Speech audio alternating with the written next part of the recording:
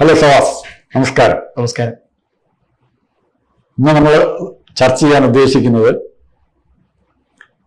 വിവിധ രാഷ്ട്രീയ കക്ഷികളുടെ തെരഞ്ഞെടുപ്പ് രംഗത്തെ പ്രകടനങ്ങളും പ്രദർശനങ്ങളും കഴിഞ്ഞ കാലത്തുണ്ടായത്.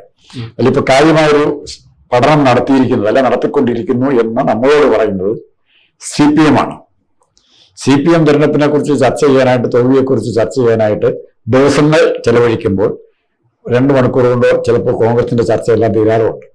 പക്ഷെ ഇത്രയും വിശദമായി ചർച്ച ചെയ്തിട്ട് MV ഗോവിന്ദനും പിണറായി വിജയനും എല്ലാം ആത്യന്തികമായി CPMന്റെ തകർച്ചയെക്കുറിച്ചോ അല്ലെ നാളെ വളരാനുള്ള സാധ്യതകളെ കുറിച്ചോ എന്ത് പഠനങ്ങളിലാണ്, നിഗമനങ്ങളിലാണ് എത്തിയിരിക്കുന്നത്? CPM ഇപ്പം ഇന്നലെ MV ഗോവിന്ദൻ പറഞ്ഞൊരു കാര്യം എന്ന് പറഞ്ഞാല് പാർട്ടി തോറ്റു എന്നുള്ള സത്യമാണ്.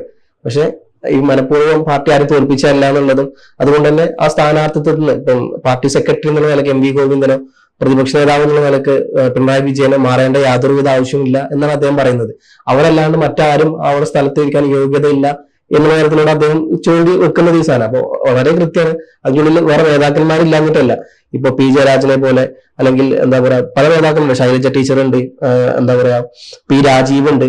ഇപ്പം നിയമസഭകളിൽ തന്നെ ഉള്ള പല നേതാക്കന്മാരുണ്ട്. അവരുടെ MLA മാർ 27 ഉള്ളൂ എന്നുണ്ടെങ്കിൽ പോലും എനിക്കൊന്ന് പിണറായി വിജയനേക്കാൾ വയസ്സ് കുറവുള്ള VD സതീശനെ വെച്ച് ഒപ്പത്തിനൊപ്പം സംസാരിച്ച് പിടിച്ചു നിൽക്കാൻ കഴിവുള്ള നേതാക്കന്മാരെ നിയമസഭയിൽ വെക്കണം. അപ്പം നമുക്കറിയാം, ഇത്രയൊക്കെ വയസ്സായ സ്ഥിതിക്ക് ഒരിക്കലും പിണറായി വിജയന് ഒരിക്കലും VD സതീശന് മുട്ട് നിൽക്കാനുള്ള ഭയങ്കര ബുദ്ധിമുട്ടായിരുന്നു. കാരണം ഒരു വിഭാഗം ഫുള്ളി യൂത്താണ് അവിടെ നിൽക്കുന്നത്. ഇപ്പൊ കഴിഞ്ഞ നിയമസഭയിലൊക്കെ നമ്മൾ കണ്ടതാണ്, പിണറായി വിജയൻ എടുത്തിട്ട് അരയ്ക്കുന്നു എല്ലാവരും പാടെ കൂടിയിട്ട്. തേച്ചൊട്ടിക്കുക എന്ന് പറഞ്ഞാൽ എക്സാക്ട്ലി ആ വാക്ക് കൃത്യമായിട്ട് പിണറായി വിജയൻ തേച്ച് തരും. കാരണം ഒരു പട യൂത്തന്മാരാണ് കോൺഗ്രസിലുള്ളത്. പക്ഷെ ഇങ്ങോട്ട് വരുമ്പോൾ അവരൊപ്പം പിടിച്ചു നിൽക്കാൻ പറ്റിയ ഒരു എണ്ണം പോലും അവരല്ല എന്നുള്ള സത്യമാണ്.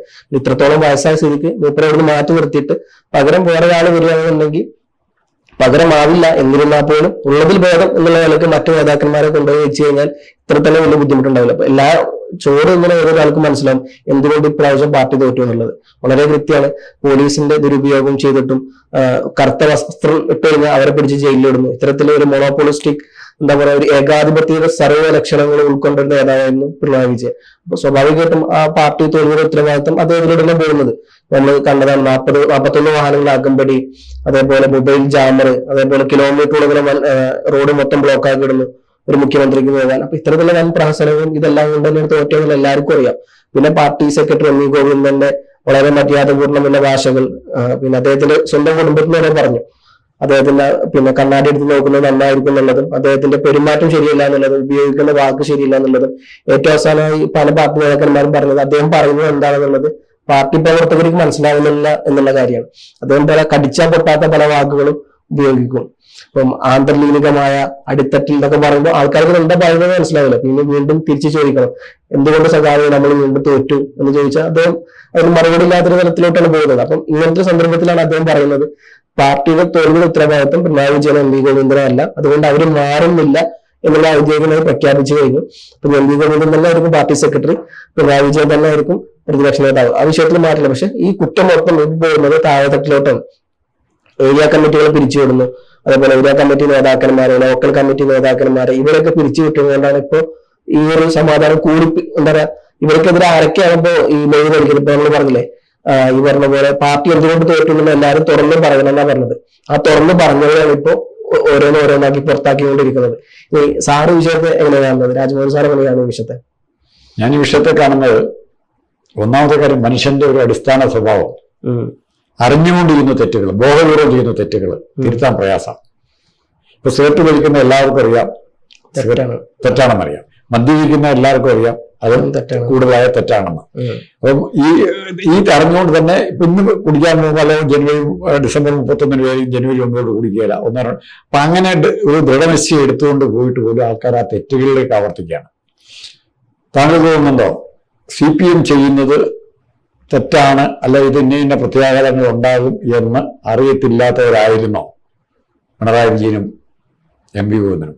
ഒരു പാർട്ടി ഇപ്പൊ പറയുന്നത് അവർ ഇത്ര വലിയ തോൽവി ഉണ്ടാവുമെന്ന് അവർ പ്രതീക്ഷിച്ചില്ല എന്നുള്ളതാണ്. പക്ഷെ അത്ര വലിയ രാഷ്ട്രീയക്കാരനോ CPM വലിയ ഒരാളല്ലാണ്ട് പോലും എനിക്കൊരറിയായിരുന്നു അവർ പ്രാവശ്യം തോൽക്കുന്നുള്ളത്. പക്ഷെ ഈ പറഞ്ഞ പോലെ 102 സീറ്റ് കിട്ടുന്ന കാര്യത്തിൽ മാത്രമേ സംശയം ഉണ്ടായിരുന്നുള്ളൂ. എന്റെ ഒരു പ്രകാരം എങ്ങനെ പോലെ 80 സീറ്റ് കിട്ടുന്നുള്ള കാൽക്കുലേഷനാണ് എനിക്കുണ്ടായിരുന്നത്, 80 മുതൽ 85 വരെ. അല്ല, നമ്മൾ 110 സീറ്റ് പറഞ്ഞതാണ്, 110 അതിൽ കൂടുതൽ കിട്ടിയില്ല. പക്ഷെ പ്രശ്നം പറ്റിയത് അവിടെ സുധാകരൻ MP മത്സരിക്കണം വേണ്ട ചില ലാസ്റ്റ് മിനിറ്റ് തർക്കങ്ങൾ ഇവരുടെ UDF തയ്യാറെടുപ്പ്. ഞാൻ 110 കൂടുതൽ സീറ്റ് കിട്ടാൻ ചാൻസ് ഉണ്ട്.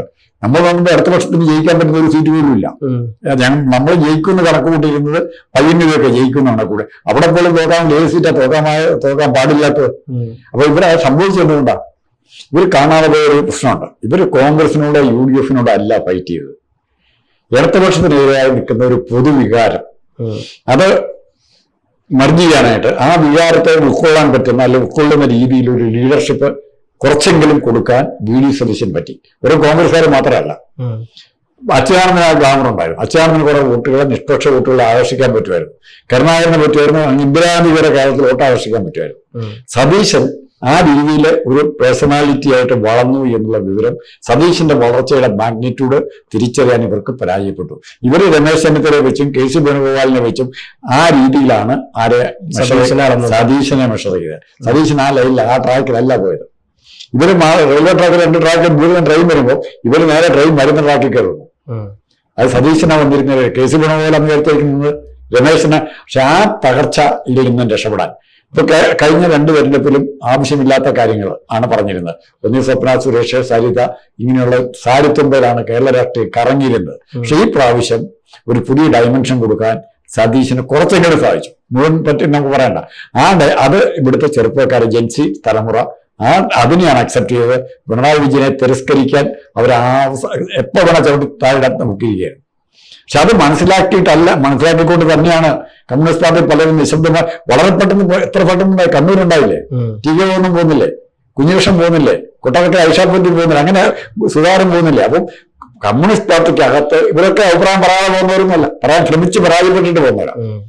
അവിടെ കമ്മ്യൂണിസ്റ്റ് പാർട്ടിക്ക് അകത്ത് അഭിപ്രായം പറഞ്ഞ് വിമർശിക്കാൻ ശ്രമിച്ചിട്ട് അവർ ചവിട്ടിപ്പുറത്തേക്ക് വരാം.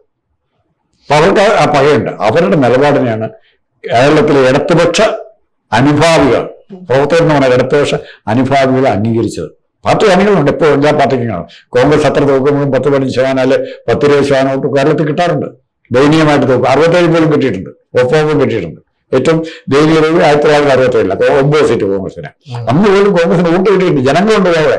CPM സ്ഥിതി അതല്ല, വളരെ പെട്ടെന്ന് ഇടിഞ്ഞു പോരുകയാണ്. 50,000-ക്കുള്ളിൽ ജയിച്ച സീറ്റുകൾ എത്രയുണ്ട് കോൺഗ്രസിന്? CPM ജയിച്ചു നിൽക്കും. 10,000-ക്കുള്ളിൽ വെച്ച് എത്ര സീറ്റുണ്ട്? അല്ല 5,000-ക്കുള്ളിൽ വെച്ച് എത്ര സീറ്റുണ്ട്? അതിന്റെ അർത്ഥം എന്താ? ജനങ്ങളിൽ നിന്ന് ഇവരാകുന്നു. പിന്നെ ഇവര് ജനങ്ങൾക്ക് വേണ്ടി നിർണായകമായി എന്തെങ്കിലും വിദ്യാഭ്യാസ രംഗത്തൊരു മാറ്റം കൊണ്ടുവരാൻ പറ്റിയവർക്ക് അതൊക്കെ എന്താ കേരളത്തിന് മെച്ചം എന്ന് പറയുന്നത്? BJP വർഗീയ എന്ന് പറയാൻ മടിച്ച് അവസാനം ലീഗ് വർഗീയമായി, ജാമായത്തെ കൊണ്ട് എന്തെല്ലാം ഘടകങ്ങൾ അവർ കൊണ്ടുവന്നു. BJP അതിനേക്കാളൊക്കെ ജനം ആലോചിക്കുന്നത് എന്റെ ജീവിതത്തെ എങ്ങനെ ബാധിക്കും, അത് ആ പ്രശ്നമാണ്. ഇപ്പൊ ഇവരിപ്പോ വീണ്ടും അതേ മണ്ഡലത്തിൽ ആവർത്തിക്കുകയാണ്. ഈ ബസ്സിന്റെ വന്നിട്ടുണ്ട് ബഹിഷ്കരണം, പിന്നെ ഫ്രീ ആയിട്ട് കൊണ്ടുവന്ന പരിപാടി, അതിനെ കുറ്റപ്പെടുത്തുക, വിമർശിക്കുക, കളിയാക്കുക. അവിടെ ഇവർക്ക് അടിവെറ്റുക ചെയ്യുന്നത്. ഒരു ദിവസത്തേക്കാണെങ്കിലും പ്രയോജനം കിട്ടുന്നില്ലേ? ഒരു ദിവസത്തേക്കാണെങ്കിലും ഒരു സ്ത്രീക്ക് ഒരു ദിവസം കോട്ടയത്ത് നിന്ന് എറണാകുളം വരെ ഫ്രീ ആയിട്ട് പോകാൻ പറ്റിയെങ്കിൽ 50 അല്ല 60 120 ആകുമ്പോൾ ചെറിയ തുകയാണോ 120 ആണോ? ഒരു ദിവസത്തേക്കെങ്കിലും പരിപാടി നടത്തി ആഴ്ചയിൽ ഒരിക്കലും കൊടുത്താൽ പോലെ നേട്ടാം. അപ്പൊ ഇവര് പറഞ്ഞ പ്രവേശനമാണ്. KSRTC നശിച്ച് നാറാണക്കല്ലിൽ പിടിച്ചിരിക്കുന്ന KSRTC വീണ്ടും നശിക്കുന്ന പറയുന്നത്. വീണ്ടും നശിക്കും. നശിച്ചിരിക്കുക തന്നെ. ഇതുക്കുള്ള എന്ത് നശിക്കാന്? തുരുമ്പെടുത്ത് പോയിരിക്കുക, വണ്ടികളെല്ലാം തുരുമ്പെടുത്ത് പോവുക, ഗാഡകളെല്ലാം ഇടിഞ്ഞു പോകൊണ്ടിരിക്കുക. അത് ഇനി നശിക്കാനൊന്നുമില്ല.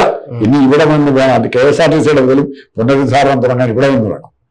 അത് കാണാൻ പറയാം. അപ്പം ഇവിടെ നമ്മൾ പറഞ്ഞത് CPM പഠനം എന്ന് പറയുന്നത് എന്തായിരുന്നു? ഉറപ്പായിട്ട് ഇപ്പം നമുക്ക് പറയാൻ പറ്റും. എത്ര നിശ്ചയിച്ചാലും CPM ബ്രാഞ്ച് ലോക്കൽ സമ്മേളനങ്ങളിലും ബ്രാഞ്ച് സമ്മേളനങ്ങളിലും ഏരിയ സമ്മേളനങ്ങളിലും എല്ലാം ഈ വിഷയങ്ങൾ ചർച്ച ചെയ്തിട്ടുണ്ട്. കാരണം നമ്മളിപ്പോ പറയുന്നവരെക്കാൾ ഈ പാർട്ടിയുടെ തകർച്ചയെക്കുറിച്ച് അറിയാവുന്നവര് ധാരാളം സഹാക്കളുണ്ട്. ഇപ്പൊ ഇന്നലെ P. ജയരാജന് പറഞ്ഞ കാര്യം, പാർട്ടി തോറ്റിന്റെ പ്രധാനപ്പെട്ട 3 കാര്യങ്ങൾ അത് എടുത്ത് പറഞ്ഞത്. ഒന്ന് പറഞ്ഞ പോലെ LDF അല്ലാതെ മറ്റാരുണ്ട്? ഈ ഒരു സ്ലോഗൻ അല്ലെങ്കിൽ ഈ ഒരു തീം വെച്ചത് വലിയ തരത്തിൽ തിരിച്ചടിയായെന്നുള്ളതും ഇത് നെഗറ്റീവായിട്ടാണ് ജനങ്ങൾക്കിടയിൽ ഉണ്ടായത് എന്നുള്ള ഒരു സാധനം അദ്ദേഹം പറയുന്നുണ്ട്. മറ്റൊരു കാര്യം, വെള്ളാപ്പള്ളിയുടെ കാര്യം പറഞ്ഞ് അദ്ദേഹം സമ്മതിക്കുന്നുണ്ട്. വെള്ളാപ്പള്ളിക്കെതിരെ കൃത്യമായ സമയത്ത് പറയേണ്ടതുപോലെ പാർട്ടി പറഞ്ഞില്ല എന്നുള്ളത്. പക്ഷെ ഇതേ വിഷയത്തിൽ മിഞ്ഞാന്ന് പിണറായി വിജയൻ പറഞ്ഞത് വെള്ളാപ്പള്ളിയുടെ കാര്യത്തിൽ CPM തെറ്റുപറ്റിയിട്ടില്ല, പിണറായി വിജയൻ തെറ്റുപറ്റിയിട്ടില്ല എന്നാണ് പിണറായി വിജയൻ പറയുന്നത്. പക്ഷെ P. രാജീവ് പറയുന്നത് പാർട്ടിക്ക് തെറ്റുപറ്റി എന്നുള്ള സാധനമാണ് P. രാജീവ് പറയുന്നത്. അപ്പൊ അവിടെ വലിയ കോൺട്രാഡിക്റ്റ് നടക്കുന്നുണ്ട്. മൂന്നാമത്തെ കാര്യം, ശബരിമല വിഷയത്തിൽ പാർട്ടി കൃത്യമായിട്ട് അന്വേഷണങ്ങളും ആൾക്കാർ ജയിലിലാക്കുന്ന ബന്ധപ്പെട്ട് മുമ്പോട്ട് പോകണമായിരുന്നു. അതിൽ നിന്ന് പാർട്ടി കുറച്ച് പുറകോട്ട് വന്നത് വലിയ തരത്തിൽ തിരിച്ചടിയായി. ഈ 3 കാര്യങ്ങൾ അദ്ദേഹം പറയുന്നത്. അപ്പോൾ പിണറായി വിജയനോട് നേരിട്ട് പറയുന്നില്ല എന്നുള്ളതാണ്. അല്ല, അതിന്റെ പ്രശ്നം എന്ന് പറഞ്ഞാൽ ആദ്യം എന്താ പറയുന്നത്, നേതാവ് പിണറായി വിജയന്റെ കയ്യിൽ അധികാരം എത്തി. ഇതിനു മുമ്പ് CPM അങ്ങനെ അധികാരം ഒരു ഇതോടുകൂടി കൈകാര്യം ചെയ്ത ആരുമില്ല. EMS പോലും ഇല്ല. EMSന് ഇന്ദിരാഹൻ അങ്ങനെയുള്ള തനിക്കെതിരായി വരാൻ സാധ്യതയുള്ളവരെ ഒഴിവാക്കുന്നുള്ളൂ. താഴെത്തട്ടിൽ ഈ ട്യൂണിങ് നടന്നിട്ടില്ല. 1000 പൂക്കൾ വിരിയട്ടെ എന്ന് മാവോ പറയുമ്പോൾ ഒത്തിരി എണ്ണത്തിന് അറുത്ത് മാറ്റാനുള്ള ശ്രമങ്ങളും ഉണ്ടായിരുന്നു. ഒത്തിരി പേരെ 1000 പൂക്കൾ വിരിയുന്നതിന് പകരം.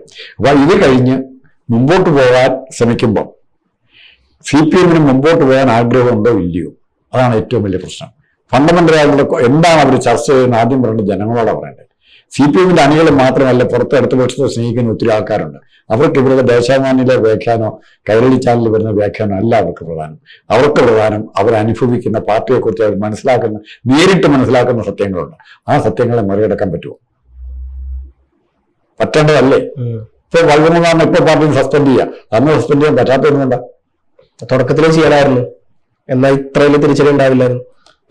അതാണ് മെയിനായിട്ട് സംഭവിച്ചിരിക്കുന്നത്. അപ്പൊ ഈ പാർട്ടിയെ മുമ്പോട്ട് കൊണ്ടുപോകാൻ ഇവരെ 2 കാര്യങ്ങൾ. ഒന്ന്, തെറ്റ് തിരുത്താതെ പാർട്ടിക്ക് മുമ്പോട്ട് പോകാൻ പറ്റില്ല.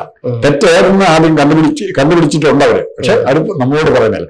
ഞങ്ങൾ കണ്ടുപിടിച്ച തെറ്റെന്താണെന്ന് ജനങ്ങളുമായിട്ട് പങ്കുവെക്കട്ടെ, പാർട്ടി അണികളുമായിട്ട് പങ്കുവെക്കട്ടെ. ഇന്ന വീഴ്ചകളുണ്ട്. അപ്പോൾ നേതാക്കന്മാർക്ക് വീഴ്ച ഇല്ലാന്ന് ഇവർ ഏകപക്ഷീയമായിട്ട് പറയുക. ഇതേ നേതാക്കന്മാരെ തെരഞ്ഞെടുക്കാൻ വേണ്ടി തന്നെ പ്രവർത്തനങ്ങളാണ് നടക്കുന്നത്. പലരും ഒഴിവാക്കുക സ്ഥാനാർത്ഥികളെ പ്രധാനപ്പെട്ട് പറയാറില്ലേ? എന്തുകൊണ്ട് ശൈലജ ടീച്ചറെ മാറ്റി ജയിക്കുന്ന ഒരു സീറ്റാണ് ഇല്ലാണ്ടാക്കിയത്. ഇല്ല, ജയിക്കുന്നില്ല. വേറൊരു ശൈലജ ടീച്ചർ വേറെ അത് കൊണ്ടുവരുത്തേണ്ട ആവശ്യമുണ്ടായിരുന്നില്ല. ഇപ്പം എന്താ പറയുക, കോൺഗ്രസിന്റെ KPCC പ്രസിഡന്റ് മടയിൽ കൊണ്ടുപോയി നിർത്തി കൃത്യമായ തെളിവാണ്. അവരെങ്ങനെയെങ്കിലും ഒതുക്കുക എന്നുള്ള സാധനം മാത്രമല്ല ലക്ഷ്യം ഉണ്ടായിരുന്നു. അല്ല, അത് അവരവിടെ തോൽപ്പിക്കാൻ ഉദ്ദേശിച്ചത് സണ്ണി ജോസഫിനല്ല, ശൈലജയാണ് തോൽപ്പിക്കാൻ ഉദ്ദേശിച്ചത്. അതുപോലെ പ്രദീപ് കുമാർ കോഴിക്കോട് ഉണ്ടായിരുന്നു. ഇത്തവണ കൊടുത്തില്ല, മത്സരിക്കാൻ സീറ്റ് കൊടുത്തില്ല. അങ്ങനെ കുറെ നല്ല പേരുണ്ട്. ഇവിടെ ഇത് ഏറ്റവും CPM ഇന്നുള്ളതിൽ ഏറ്റവും പ്രഗത്ഭനായ നേതാവെന്ന് റിസർവേഷൻ കൂടെ നമുക്ക് പറയാവുന്ന നേതാവാണ് രവീന്ദ്രനാഥ്. ഇവരോട് സംസാരിക്കാൻ അറിയാം, നിലപാടുകൾ എടുക്കാൻ അറിയാം. പക്ഷെ ഒറ്റ അയോഗ്യയുള്ളൂ. കരിമണൽ കത്തയുടെ ക്ലോസ് റിലേറ്റീവാണ് ശശിധരൻ കത്തയുടെ. അതുപോട്ടെ, എങ്കിലും പ്രധാനമന്ത്രിയെ തോൽപ്പിച്ചുകൊണ്ട് രവീന്ദ്രനാഥ് അവിടെ ജയിച്ചു. അതായത് വേണമെങ്കിൽ ജയിക്കാം. തിരുവനന്തപുരത്ത് ജയിച്ചത് പാർട്ടിയുടെ മുടുക്കൊണ്ട് ജയിച്ചില്ല. അവിടെ ജയിച്ച് മത്സരിച്ച ഏതാനും സ്ഥാനാർത്ഥികളുടെ ജനങ്ങളുമായിട്ടുള്ള ബന്ധം ഉണ്ടെങ്കിൽ ഉറപ്പായിട്ട് അവർക്ക് ജയിക്കാം. പിണറായി വിജയന്റെ ധർമ്മടത്തെ ഭൂരിപക്ഷം എത്ര കുറഞ്ഞു? 30,000 വോട്ടാ കുറഞ്ഞത്. ഇവിടെ ശൈലജയുടെ മട്ടന്നൂർ എത്ര ഭൂരിപക്ഷം കുറഞ്ഞു? അതിന്റെ അർത്ഥം എന്താ കാണിക്കുന്നത്? തെറ്റ് ഇവരുടെ ഭാഗത്ത് തന്നെയാണ്, നേതൃത്വത്തിന്റെ ഭാഗത്ത് തന്നെയാണ് തെറ്റ്. ആ തെറ്റ് അംഗീകരിക്കാൻ ഇവർ തയ്യാറാകുന്നില്ലെങ്കിൽ പറഞ്ഞിട്ട് കാര്യമില്ല. അതാണ് സിറ്റുവേഷൻ.